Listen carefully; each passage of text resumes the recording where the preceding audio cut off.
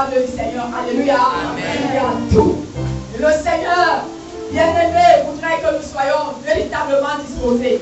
C'est pour cela que celui qui va nous conduire vers cette table ce matin, c'est lui qui l'a choisi comme l'orateur, comme le messager bien-aimé de ce jour. C'est avec un chant glorieux que nous allons l'accueillir. Ah, ils sont beaux sur la montagne.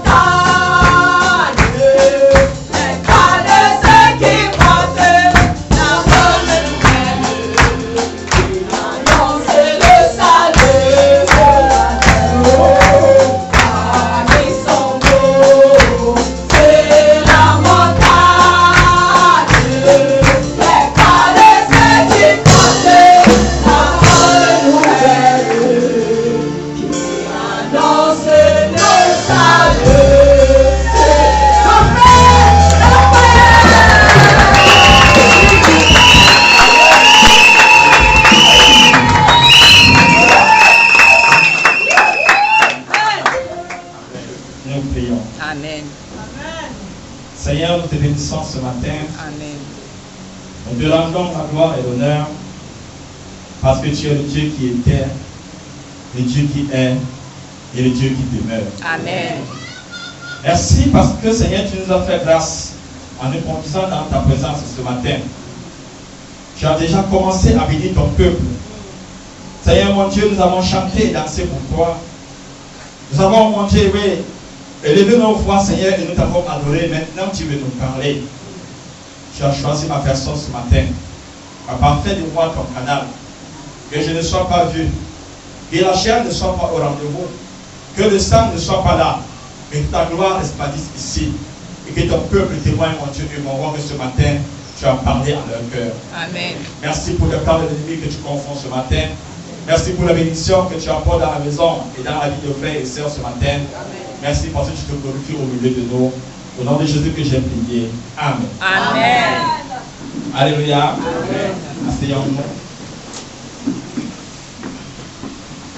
Bien aimés, nous avons chanté et notre chant est vrai parce que en réalité, le service du Seigneur est un service d'honneur.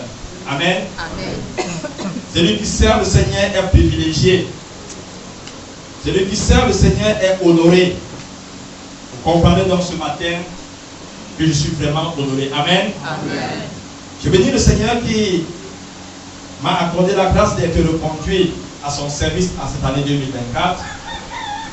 Je bénis le Seigneur pour ses serviteurs au devant de sa face parce que ils ont fait de moi leur enfant.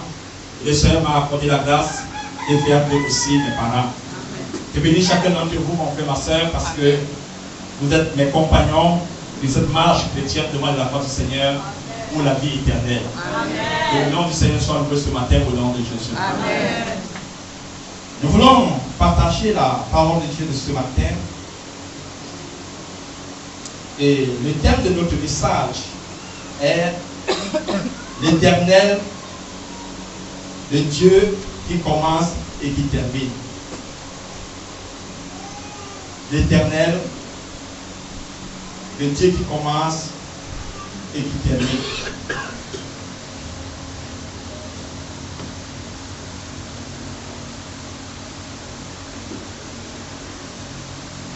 L'Éternel, le Dieu qui commence et qui termine. Ils ont la parole de Dieu dans le livre de Exode, chapitre 14, versets 1 à 4, versets 10 à 14 et versets 30 à 31. Exode 14, versets 1 à 4, 10 à 14 et 30 à 31. Exode chapitre 14, verset 1 à 4, verset 1. L'Éternel parla à Moïse et dit, 2. Parle aux enfants d'Israël, qu'ils se détournent et qu'ils campent devant Pi-Hahiroth, entre Migdol et la mer, vis-à-vis de Baal-Séphon. C'est en ce lieu, en face de ce lieu, que vous camperez près de la mer. 3. Pharaon dira des enfants d'Israël, ils sont égarés dans le pays, le désert les enferme. 4. J'endurcirai le cœur de Pharaon, et il les poursuivra. Et Pharaon et toute son armée serviront à faire éclater ma gloire, et les Égyptiens sauront que je suis l'Éternel. Et les enfants d'Israël dirent ainsi. Verset 10 à 14. Pharaon approchait. Les enfants d'Israël levèrent les yeux, et voici les Égyptiens étaient en marche derrière eux. Et les enfants d'Israël eurent une grande frayeur et crièrent à l'Éternel. Ils dirent à Moïse, y avait-il pas les sépulcres en Égypte, sans qu'il fût besoin de nous mener mourir au désert? Que nous as-tu fait en nous faisant sortir d'Égypte? N'est-ce pas là ce que nous te disions en Égypte? Laisse-nous servir les Égyptiens, car nous aimons mieux servir les Égyptiens que de mourir au désert. 13. Moïse répondit au peuple, ne craignez rien, restez en place et regardez la délivrance que l'Éternel va vous accorder en ce jour. Car les Égyptiens que vous voyez aujourd'hui, vous ne les verrez plus jamais. 14. L'Éternel combattra pour vous, et vous gardez le silence. 30 à 31. En ce jour, l'Éternel délivra Israël de la main des Égyptiens, et l'Éternel vit sur le rivage de la mer les Égyptiens qui étaient morts. 31. Israël vit la main puissante que l'Éternel avait dirigée contre les Égyptiens, et le peuple craignit l'Éternel, et il crut en l'Éternel et en Moïse, son serviteur. Parole du Seigneur. Amen. Alléluia. Amen. Bien-aimé, la Bible dit que les enfants d'Israël s'étaient retrouvés en servitude en Égypte. Ils étaient allés parce qu'ils avaient vendu leurs frères. Et à cause de la nourriture et la recherche de la provision, ils se sont retrouvés en Égypte. Et ils ont passé plus de 400 années en servitude. Ils sont entrés dans une souffrance et ils pleuraient jour et nuit. Ils n'avaient pas de solution. Ils avaient des problèmes. Ils avaient des difficultés. Et la Bible dit que le Seigneur du haut des cieux a entendu leur voix, a entendu leurs cris, et il a dit, je viens sauver mon peuple. Je viens amener mon peuple au salut. Je viens amener mon peuple à la bénédiction. Je viens amener mon peuple là où il y a du bien. Et la Bible dit que c'est le Seigneur qui était venu et qui avait commencé à opérer ce miracle dans leur vie. Il les avait fait sortir d'Égypte, mais ils n'étaient pas encore arrivés là où ils partaient. Le Seigneur est venu, et quand il venait, il avait son plan. Il savait par quel chemin il devait les amener, parce que c'est lui qui avait la bénédiction dans sa main, parce que c'est lui qui avait le salut dans sa main, parce que c'est lui qui avait la délivrance dans sa main. Il savait où il devait passer, par quel chemin il devait passer, et ce qu'il devait emprunter, comme on voit, pour amener les enfants d'Israël à être bien. Bien-aimé, je vais te dire encore ce matin qu'on ne te mente pas. S'il y a quelqu'un qui a la bénédiction dans sa main, c'est bien l'Éternel. S'il y a quelqu'un qui a la délivrance dans sa main, c'est bien l'Éternel. S'il y a quelqu'un qui peut te faire du bien, qui peut changer ta vie en bien, et qui peut te conduire à être heureux, c'est bien l'Éternel. Mais l'Éternel a ses voies. L'Éternel a ses chemins. Il ne t'amènera jamais à la bénédiction par tes propres chemins, par tes propres voies, par ta propre connaissance, par ton expérience et par ce que toi tu penses dans ta tête. Les bénédictions et les grâces du Seigneur sont placées sur le chemin qu'il a lui-même placé. La Bible dit que le Seigneur avait montré à Moïse. Il avait commencé à délivrer les enfants d'Israël de la main d'Égypte.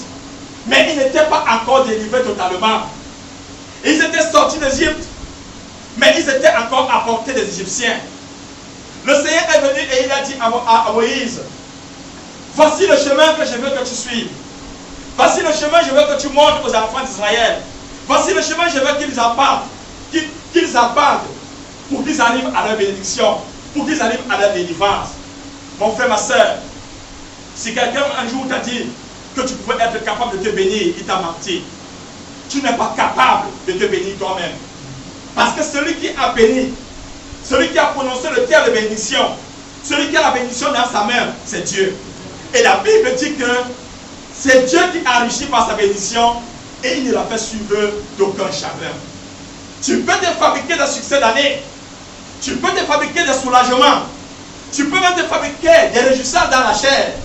Mais ce qu'on appelle bénédiction, je vais te dire encore ce matin, c'est du ressort de Dieu et de Dieu seul.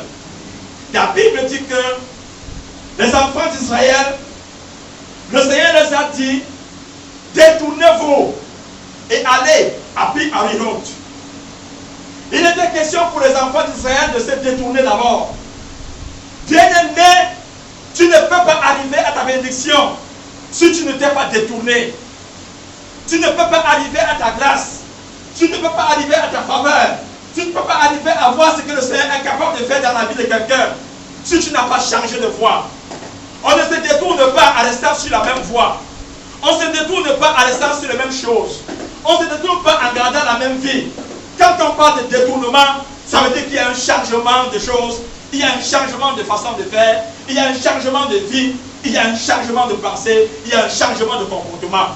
Alléluia. Amen. Le Seigneur a dit à Moïse, dis aux enfants d'Israël de se détourner. Et ce matin, donc, le Seigneur te dit, mon frère, ma soeur, détourne-toi. Toi seul, tu connais ta voie. Toi seul, tu connais tes chemins. Toi seul, tu connais ta science. Tu connais comment tu réfléchis. Mais le Seigneur te dit ce matin, détourne-toi. Si tu veux voir la gloire du Seigneur, détourne-toi. Si tu veux voir l'honneur du Seigneur, détourne-toi. Alléluia. Le Seigneur avait commencé, mais il n'avait pas encore terminé. Ils étaient sortis d'Égypte, comme je disais tout à l'heure. Mais ils restaient encore à portée de main des Égyptiens. Ils étaient sortis d'Égypte, mais ils n'étaient pas encore délivrés de la main des Égyptiens. Parfois, dans nos vies, c'est ce que nous faisons avec le Seigneur. Quand le Seigneur commence à faire, à porter un soulagement dans une difficulté où nous avions, dans un problème que nous avons, nous pensons que nous sommes déjà arrivés, alors que le Seigneur est seulement au début d'un processus. Parfois, tu vois quelqu'un, il a seulement commencé à avoir un peu d'argent, tu ne le vois plus à l'église. Tu vois quelqu'un, il a seulement commencé à être un peu à l'aise, il ne regarde plus les autres. Tu vois quelqu'un, il a commencé à avoir un soulagement, peut-être qu'il était malade. Tu ne le sens plus. Mon frère, ma soeur, les enfants d'Israël étaient sortis d'Égypte, mais ils n'étaient pas encore délivrés de la main des Égyptiens. La Bible dit que c'est le Seigneur qui avait amené les enfants d'Israël sur ce chemin. Ce n'est que lui seul qui savait à quel moment il devait opérer son miracle. À des moments dans nos vies, nous n'avons pas laissé le Seigneur nous amener au terme du projet qu'il a entamé avec nous, au terme de la marche qu'il a entamée avec nous, au terme de la bénédiction qu'il est venu nous donner. À des moments, nous sommes contentés des débuts. Nous ne sommes pas arrivés à la fin. Nous avons commencé à accuser le Seigneur, à accuser les hommes de Dieu, à accuser l'Église, à accuser les choses, alors qu'en réalité, Dieu avait commencé, mais nous ne lui avons pas permis de terminer. L'Éternel est celui qui commence et celui qui termine. Alléluia. Amen. Mais chacun d'entre nous doit permettre au Seigneur de commencer et de terminer. Chacun d'entre nous doit permettre au Seigneur que ce qu'il a commencé dans sa vie, qu'il puisse l'amener à son achèvement. La Bible nous dit que le Seigneur avait indiqué, et il a indiqué, puis Pi-Hahiroth à son serviteur. Et ce matin, je veux te dire, mon frère, ma soeur, le Seigneur a déclaré que cette année, c'est une année de bénédiction. C'est une année de grâce. Que le Seigneur te montre. Alléluia. Qu'il te montre à ton Pi-Hahiroth à ce matin et à cette année. Afin que tu ne sois pas ailleurs. Parce que la Bible nous dit que le Seigneur avait choisi ce lieu. Et c'est ce lieu où il avait dit, c'est en ce lieu que je vais accorder la délivrance totale aux enfants d'Israël.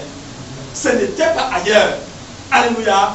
Que chacun d'entre nous rende à l'écoute de la parole de Dieu. Rende à l'écoute et l'obéissance de la parole de Dieu. Afin qu'il se retrouve dans son Pi-Hahiroth et que sa délivrance soit totale et complète. Afin que le Seigneur, ce qu'il a commencé dans la vie de chacun de nous, qu'il amène à son achèvement. Parce que le Seigneur avait dit, c'est à ce lieu que je vais faire mon miracle.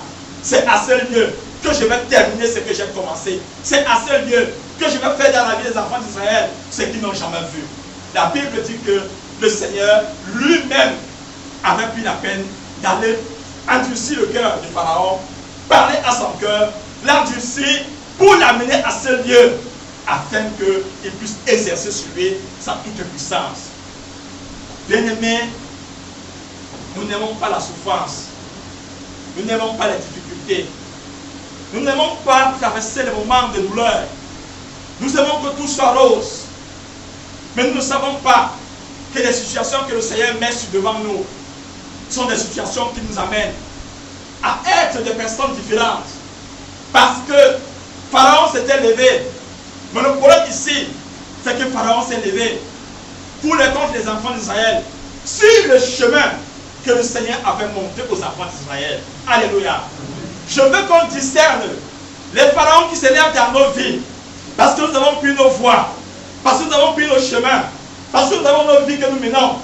Des pharaons qui s'élèvent dans nos vies, parce que Dieu les a suscités et parce que nous sommes sur le chemin de Dieu. C'est deux pharaons différents. Alléluia. Mais ce matin, je veux inviter chacun d'entre nous à revenir au Seigneur et à accepter d'être confronté au pharaon que Dieu va nous susciter, parce que tu es sur le chemin du Seigneur. Alléluia. La souffrance, les moments de difficulté, les moments de tension, ce sont des moments que le Seigneur a prévus. Mais en toutes choses, je dis toujours, il faut aller demander au Seigneur qu'est-ce qu'est le plan qu'il a. Il faut demander au Seigneur qu'est-ce qu'il a prévu. La Bible dit que quand les enfants d'Israël ont vu Pharaon venir avec ses chars et son armée, ils ont fait deux choses. Ils ont fait une chose qu'il fallait faire et ils ont fait une autre chose qu'il ne fallait pas faire. La Bible dit qu'ils ont crié à l'Éternel. Ça, c'est une bonne chose. Alléluia. Amen.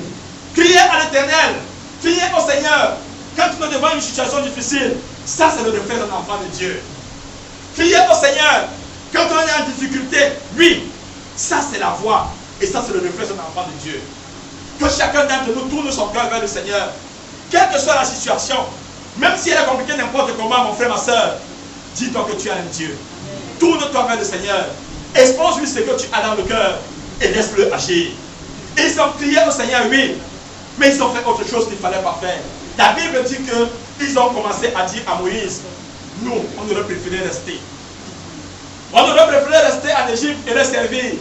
Parce qu'on aimerait mieux servir l'Égypte que de venir au désert pour mourir. Mon frère, ma soeur, c'est un mensonge. Parce que s'ils étaient bien en Égypte, alléluia, ils n'allaient pas crier au Seigneur. Alléluia. S'ils étaient bien là-bas, ils n'allaient pas crier au Seigneur. S'ils ont crié, c'est parce qu'ils n'étaient pas bien. Que le Seigneur nous accorde la grâce d'être des personnes qui avons discerné ce qui est mauvais et qui restons à dire ceci est mauvais, quelles que soient les circonstances et les événements. Parfois, nous voyons ce qui est mauvais. Nous disons que c'est mauvais aujourd'hui, mais avec le temps, nous revenons encore dire que c'est bon. Alléluia. Qu'est-ce qui était bon là-bas en Égypte pour eux? Qu'est-ce qui était bon dans ta mauvaise vie ancienne? Qu'est-ce qui était bon dans le péché que tu avais avant? Qu'est-ce qui était bon dans ce que tu faisais? Qu'est-ce qui était bon dans ta vie avant? Regarde ta vie d'avant et regarde ta vie de maintenant. Qu'est-ce qui était bon? Ils ont dit que c'était mieux. Est-ce que c'était mieux? Alléluia. Je vais te dire, mon frère, ma soeur, les souffrances, les difficultés, les épreuves dans les mains du Seigneur, sur la voie de Dieu, sont meilleures que tout ce qu'on peut te miroiter dans le monde. Ne regrette jamais d'avoir donné ta vie au Seigneur. Alléluia. Amen. Parce que celui qui a donné sa vie à Jésus a fait le bon choix. Amen. Jésus est bon. Amen. Alléluia. Amen. Jésus est bon. Les difficultés dans le Seigneur sont salutaires. Parce que dans la difficulté, mon frère, ma soeur, tu vas apprendre beaucoup de choses. Et si la Bible dit que Dieu avait fait venir un Pharaon parce qu'il voulait manifester sa gloire. C'était une difficulté pour les enfants d'Israël. Mais quel était le plan caché derrière? Quel était le plan caché derrière? Quel était l'agenda de Dieu? Je voudrais vous inviter ce matin, devant les difficultés, devant les épreuves, devant tout ce que nous pouvons rencontrer, je voudrais nous inviter à rentrer vers le Seigneur et à lui poser la question, Seigneur, quel est le plan caché? Alléluia. Quel est ton agenda? Qu'est-ce que tu veux faire? Qu'est-ce que tu veux m'enseigner? Il y a des difficultés dans lesquelles on enseigne, on emprunte, on s'instruit. Il y a des difficultés qui sont pour nous sanitaires. Tu peux même dormir affamé. Alléluia. Et quand dans la présence de Dieu, peut-être le Seigneur veut que tu gênes. Alléluia. Et que le jeûne est peut-être salutaire pour toi. Peut-être tu as pris beaucoup de poids, il faut que tu maigrisses un peu. Ce que je veux nous dire, mon frère, ma soeur, c'est qu'avec le Seigneur, rien n'est au hasard. Le plus important, c'est de s'assurer que je suis dans l'Arirot que le Seigneur a désigné. Si tu es sur la voie que le Seigneur a désignée, je te jure, même si tu ne connais pas, la Bible dit que les enfants d'Israël ne savaient pas. Mais il y a quelqu'un qui savait tout, le serviteur de Dieu. Le Seigneur avait tout dit à Moïse. Alléluia. Peut-être que tu ne sais pas. Me pose la question. Mais en aucun cas ne dit que la base était bonne. Alléluia. Amen. Parce que servir Satan, ça ne va jamais te apporter quelque chose. Si tu sais Satan, il va te détruire. Même si tu ne te détruis pas maintenant, même avec le temps, il va te détruire. Parce qu'il ne sait pas faire du bien. Il était mieux pour nous. Il n'y a pas mieux dans le monde. Il y a mieux dans la maison de Dieu. Amen. Il n'y a pas mieux dans le monde. Il y a mieux à marcher avec Jésus. Il n'y a pas mieux dans le monde. Il y a mieux à être attaché au Seigneur. Alléluia.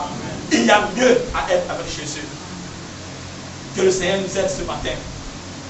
Je ne sais pas qu'est-ce que tu as dans le cœur. Je ne sais pas si à quoi tu penses. Le Seigneur avait dit, je viens vous délivrer de la main d'Égypte. Et le Seigneur a accompli sa mission. La Bible dit que ce jour-là, c'était un lieu. Peut-être la mer, comme elle était à côté, elle paraissait humble. Un lieu, on dit qu'un obstacle infranchissable pour les enfants d'Israël. Peut-être c'est pour cela que Pharaon a cru que les enfants d'Israël étaient perdus et qu'ils étaient en difficulté. Alléluia. Parfois on se trouve dans une situation où on ne comprend pas, où on pense même qu'il n'y a plus rien, ou alors qu'il n'y a pas de chemin, où il n'y a pas de voie de sortie. Peut-être la mer était infranchissable, mais la Bible nous dit que cette mer qui paraissait infranchissable, c'est elle que le Seigneur a utilisée pour délivrer les enfants d'Israël. Alléluia. C'est la mer qui paraissait infranchissable. Cette mer-là, on pensait que peut-être c'est elle là où il y a la ferme des enfants d'Israël. La Bible dit que c'est elle qui a servi au Seigneur pour que les enfants d'Israël entrent dans la délivrance. Mon frère, ma soeur, peut-être tu ne comprends pas, mais le Seigneur sait toutes choses. Il ne fait rien au hasard. Faisons confiance à Dieu. Alléluia. Attachons-nous au Seigneur. Marchons avec le Seigneur et faisons confiance au Seigneur. Parce que disons-nous quelque chose, le Seigneur n'a jamais échoué. Qui d'entre nous aussi a fait confiance à Dieu un jour et ne l'a pas vu agir? Qui d'entre nous aussi a lu, il y a un passage dans la Bible que nous lisons, il a vu quelqu'un qui a fait confiance au Seigneur et qui a vu qui a été déçu. Il y a quelqu'un qui a dit, chez les francophones, disons ce n'est pas faire. Dieu n'échoue jamais. Le plus important, c'est d'être sur le plan de Dieu, sur le chemin que Dieu a tracé. La Bible nous dit que ce jour-là, les enfants d'Israël ont regardé, ils ont vu les Égyptiens morts. Et ce jour-là, ils ont eu peur de Dieu. Ils ont eu peur de Dieu. Bien-aimé, en cette année, quand tu regarderas la délivrance, quand tu regarderas la bénédiction, quand tu regarderas ce que le Seigneur a fait dans ta vie, il faut que tu arrives à ce stade où tu dises, l'Éternel est Dieu. Il faut que je le craigne et que je le serve fidèlement. Parce que c'est ça le but. Tout ce que le Seigneur fait dans nos vies, le but c'est de nous amener à le voir autrement. Le but c'est de nous amener à le servir autrement. Le but c'est de nous amener à nous approcher de lui et à le voir autrement. Que tout ce que le Seigneur a fait dans nos vies et qu'il va encore faire en cette année nous serve de levier pour que notre service devant la voix du Seigneur change. Pour qu'on le craigne et qu'on tremble encore devant son nom. La Bible que ce jour, ils ont tremblé, ils ont eu peur du Seigneur, mais ils ont respecté Moïse. Ils ont regardé Moïse. C'était plus le même Moïse qu'ils voyaient avant. Parce que le Seigneur a voulu marquer son autorité.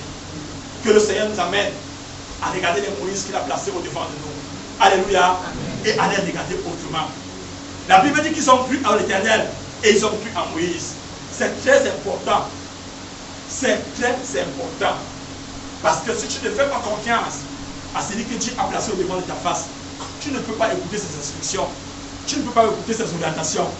Mais nous avons vu à qui est-ce que le Seigneur montait la voie? C'était à Moïse.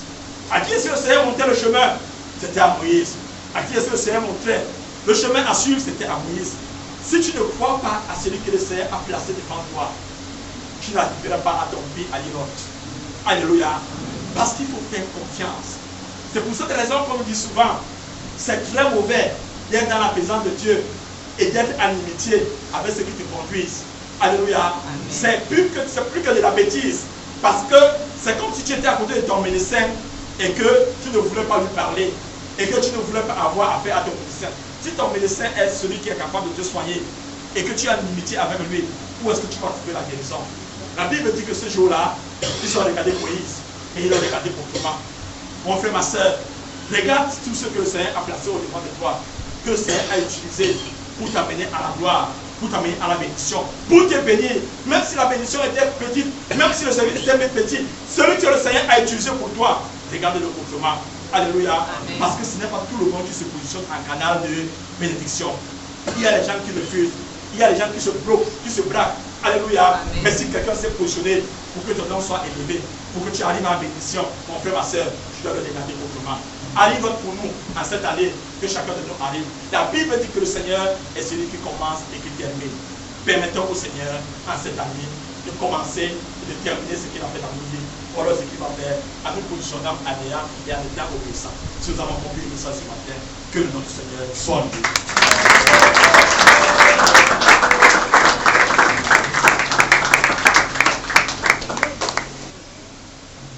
Bien-aimés, nous mettons debout et nous allons prier pour cette merveilleuse parole de ce matin. Père, une fois de plus, merci pour tes grâces renouvelées dans nos vies. Merci pour les instructions de ce jour. Merci parce que, Seigneur mon Dieu, tu t'élèves afin que nous ayons le salut et le salut en abondance. Nous avons écouté ta parole et nous te supplions que tu nous donnes la grâce ce matin, bien que les enfants obéissants, ceux qui se positionnent exactement là où, Seigneur mon Dieu, tu nous appelles. Longtemps, nos yeux étaient rivés sur les choses du monde, les passions du monde, les désirs du monde. Et ce matin, tu voudrais que nous puissions nous détourner de tous ces voies pour porter nos regards, Seigneur, vers la véritable parole, la parole parfaite, là où, Seigneur, tu nous diriges au travers de la bouche de tes serviteurs, au travers, Seigneur, des instruments que tu places au-devant de nous. Nous savons que, Seigneur, mon Dieu et mon roi, tu n'es pas celui qui tombe, tu n'es pas celui qui faillit, mais Père éternel, tu voudrais que, comme tu es une ébranlable, en nous dirigeant, Seigneur, mon Dieu, sur ces voies où tu voudrais que nous soyons, Père éternel, que l'ennemi soit dans la confusion dans nos vies. Nos prières s'élèvent au-devant de ta face. Nous te supplions, parce que parfois nous passons devant des épreuves et nous sommes appelés à traverser des épreuves sur ces chemins que tu nous conduis. Nous voulons te supplier que tu nous donnes la grâce de ne pas être ceux et celles qui regrettent. Parce que si nous avons crié, si nous avons, Seigneur, gémi, si nous avons eu ton secours et ton recours, c'est parce que nous étions, Seigneur mon Dieu, devant la mort. Que la chair aujourd'hui ne nous amène pas à des regrets où l'ennemi voudrait se réjouir. Nous voulons avancer avec toi. Te supplions aussi, Père éternel, Seigneur, que tu ouvres nos yeux, nos oreilles spirituelles, pour que nous voyions d'une manière haute ces instruments que tu utilises, ces instruments que tu mets à notre portée. Seigneur mon Dieu, ton serviteur, ta servante, Seigneur, tous ces parents que tu mets au-devant de nous, toutes ces paroles que tu mets au-devant de nous. Alors, Seigneur, nous saurons te glorifier à la dimension du grand Dieu que tu es. Merci pour ton Fils que tu as utilisé ce matin. Merci pour ton peuple qui a reçu cette parole. Que la gloire te soit rendue. Au nom puissant de Jésus, nous avons prié. Amen. Amen.